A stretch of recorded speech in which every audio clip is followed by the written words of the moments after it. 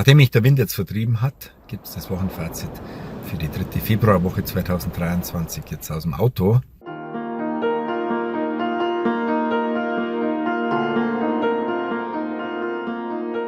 Und es lautet, füreinander da sein. Du fragst dich ja, was hat denn das mit Zeitmanagement zu tun? Ich sag dir sehr viel. Denn überleg doch mal, wie oft du profitiert hast von einem Tipp, von einer Empfehlung von jemand, durch die du deutlich schneller warst, von einem Werkzeug, das du bekommen hast, ohne dem du deine Sache überhaupt nicht reparieren hättest können. Und vieles, vieles mehr. Es ist uns oft eben nur nicht bewusst. Ja, 3 Punkte habe ich.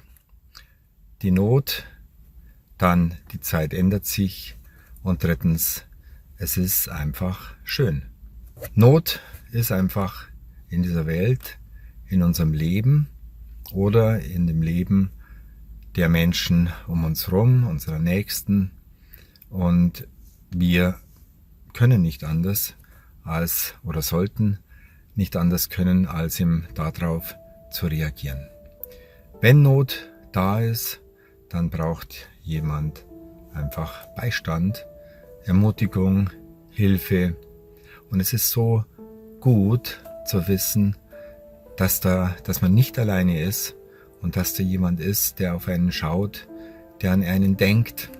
Sprüche 17, Vers 17 sagt, ein Bruder ist für die Not geboren. Also dafür bist du vielleicht da ganz speziell da und hast du Kraft und hast du Zeit, um jemand anderem in seiner Not beizustehen.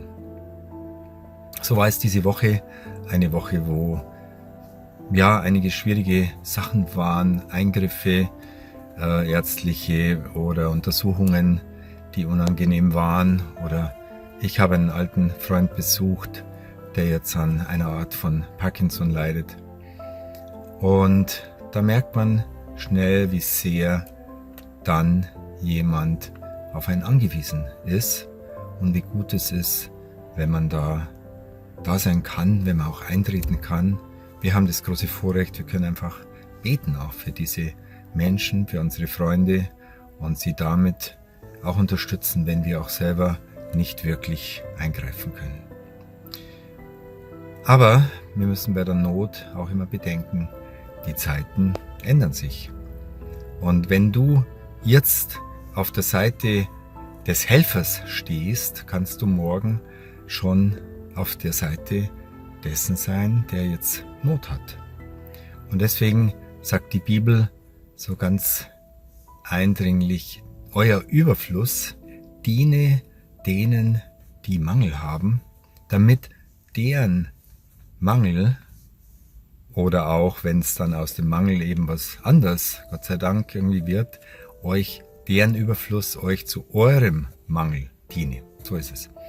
Also, der Mangel des anderen, den ich jetzt erfülle, kann später, weil der mich ja nicht vergisst und weil er auch weiß, was ich ihm Gutes getan habe, wird sich das später mal umdrehen. So war es jetzt auch diese Woche, dass mir einfach vieles eingefallen ist, was dieser Bruder, der ihm jetzt an dieser Art Parkinson leidet, wie viel ich profitiert habe von ihm.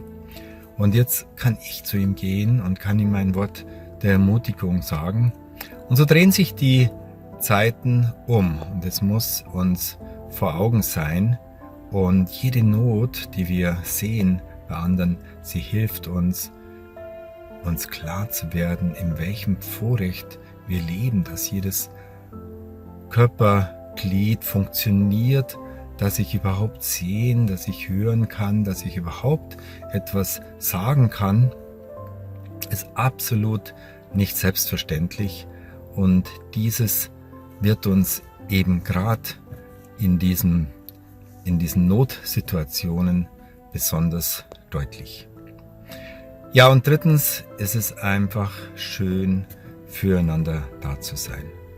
Es ist schlimm, irgendwie Not zu haben, aber in vielen Fällen ist es so, wenn es jetzt nicht da wäre oder wenn wir nicht mal die Möglichkeit hätten, eben da zu helfen, dann würde unser Herz leer bleiben und wir Wir würden nicht herausgefordert werden, so jetzt mal wirklich auch für den anderen was zu tun. Und da passiert was Wunderbares im Herzen.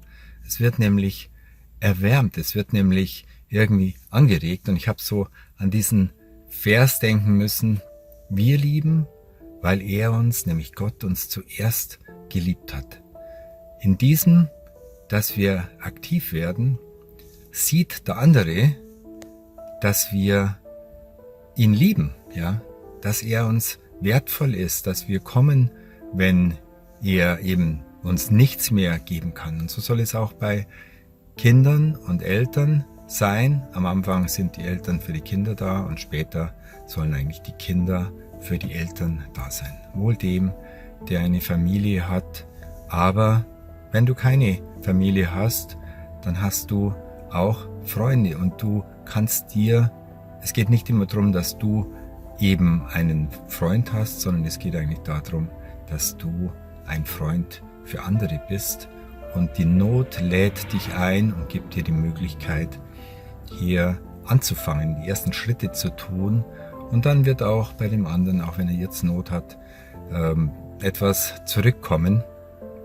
Und ich glaube, es ist ein besonderes Wohlgefallen Gottes, wenn hier Menschen füreinander da sind. Und da möchte ich noch eine nette Geschichte erzählen. Da sitzen eben eine ganze Gruppe mit ganz langen Löffeln um den Tisch und sie können alle mit dem Löffel, weil er so lang ist, nicht zu ihrem eigenen Mund gelangen. Und das eine Bild ist dann in der Hölle. Ja, sie ärgern sich, sie können nicht, sie schaffen es nicht, hier mit dem langen Löffel in den Mund die Sachen zu bringen, den reich gedeckten Tisch vielleicht. Und im Himmel sehen wir dasselbe Bild, dieselben langen Löffel, aber einer füttert den anderen. Ja, wie wunderbar ist das denn? Jeder dient dem anderen, jeder hat eine andere Gabe. Und noch ein Bild eben, stell dir vor, da ist Weizen, und du hast den Weizen, aber du hast nicht die Mühle. Da ist ein anderer, der hat die Mühle. Und wieder ein anderer, der hat den Ofen. Und ein vierter hat das Holz für den Ofen.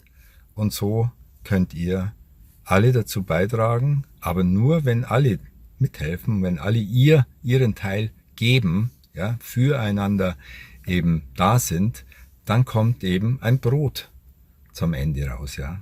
Und wie schön ist es doch, wenn wir dann zusammen als Team, in dem wir füreinander da sind, eben ein gemeinsames, großes Ziel erreichen, das wir selber alleine niemals erreichen könnten.